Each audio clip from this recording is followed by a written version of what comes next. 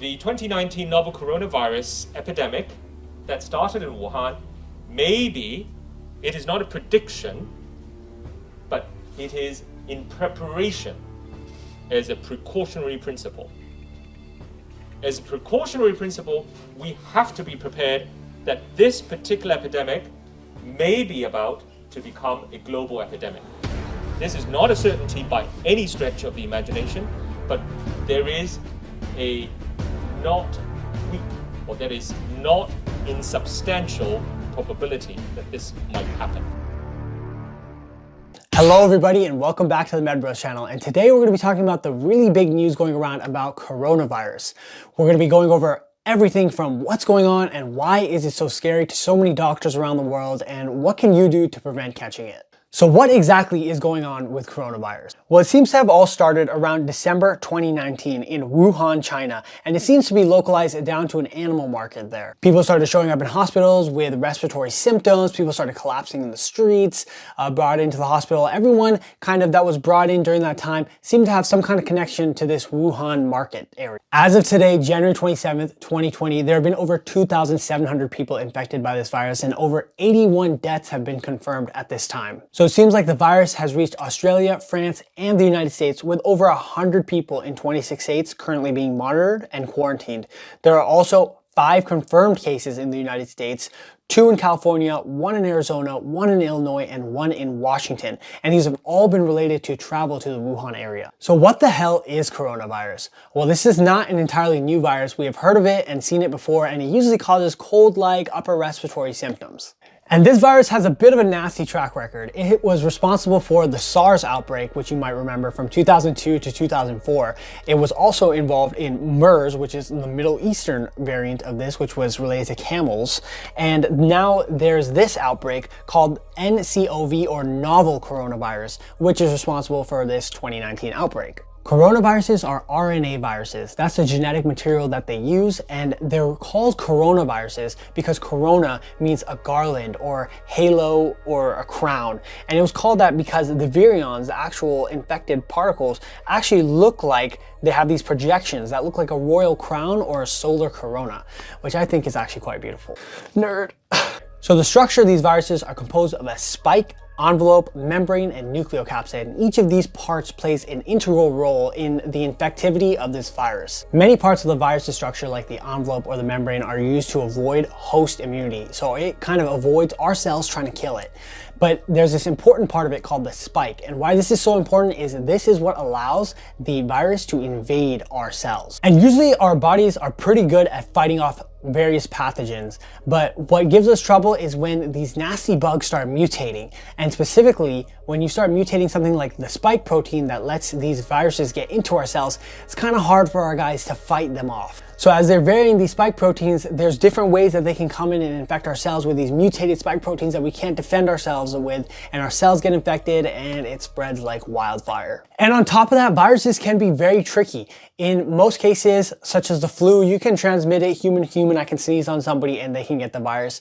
But what you'll see historically is when the viruses transfer from animals to humans, there can be devastating effects. Whether it be SARS, H1N1, or Ebola, it's some kind of virus that's mutated and it comes from an animal and gets transmitted to a human, and then it just wreaks absolute havoc. So what happens is an animal will be infected by this virus, the virus will undergo a bunch of mutations to make it super nasty, and unfortunately it will be able to be contracted by humans, and then a human will contract it via eating the animal, coming into respiratory droplet contact with the animal, or other kind of very wrong droplet contact with an animal.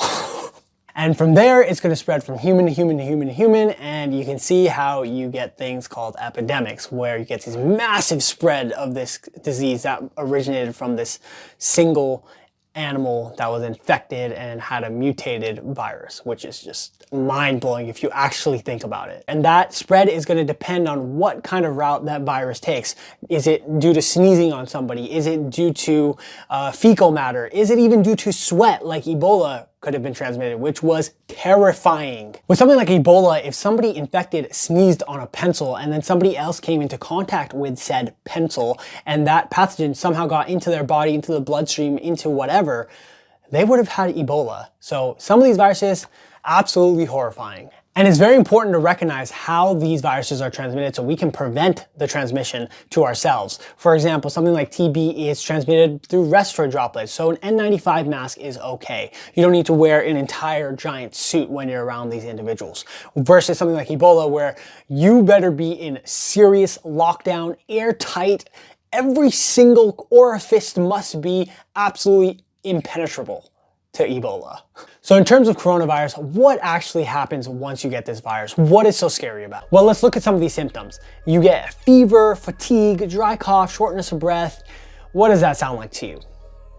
Just like your simple upper respiratory infection, you would think nothing of it. It's kind of non-specific symptoms you would get. And the worst part about it is there's a week-long incubation period, which means you are asymptomatic, carrying this virus, possible to spread it to other people for a week.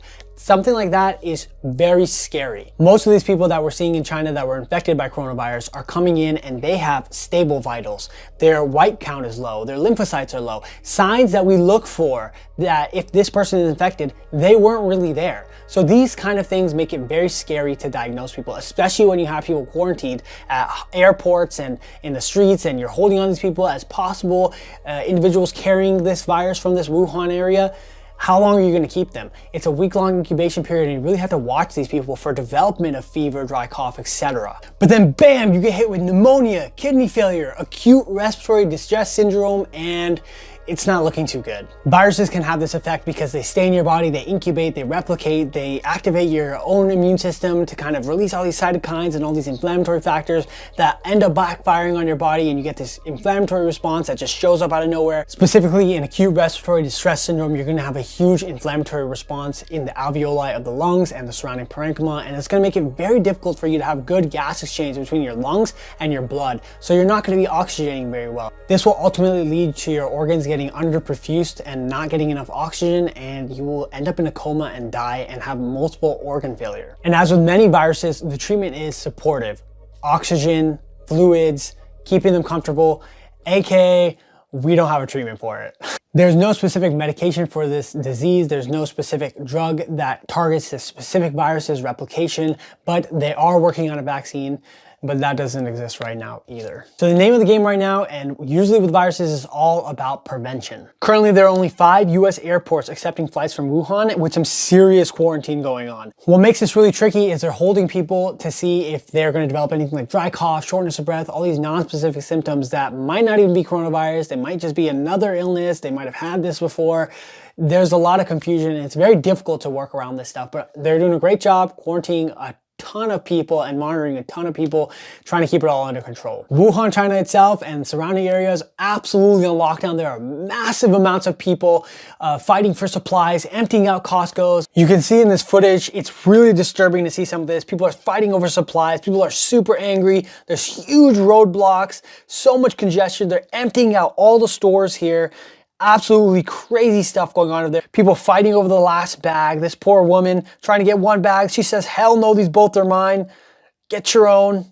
Costco's all emptied out.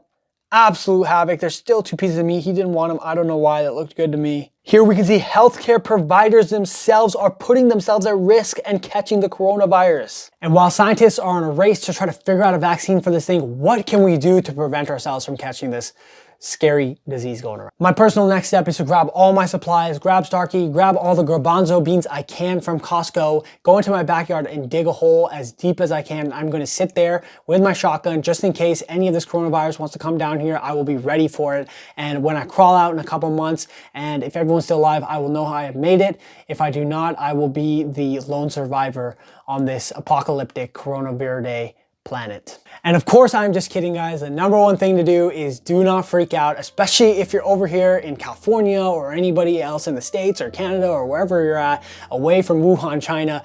Relax. Coronavirus is not going to come out there and get you. In all honesty, guys, the best thing you can do is, number one, obviously stay away from Wuhan, China. And if you do know somebody that's traveled there, or if you have traveled there in the past, make sure they're aware for any non-specific symptoms, cough, shortness of breath, anything like that. You need to contact your local authorities or local hospitals. Wear a mask before you go visit them. Stay away from other people who can possibly contract anything from you. And the rest of it is your typical staying a clean human being. Please cough and sneeze into your arm. For God's sakes, it is 2020 and the amount of times I see people literally sneeze in their face and then try to shake my hand, I want to literally just slap them in the face instead of shaking their hand.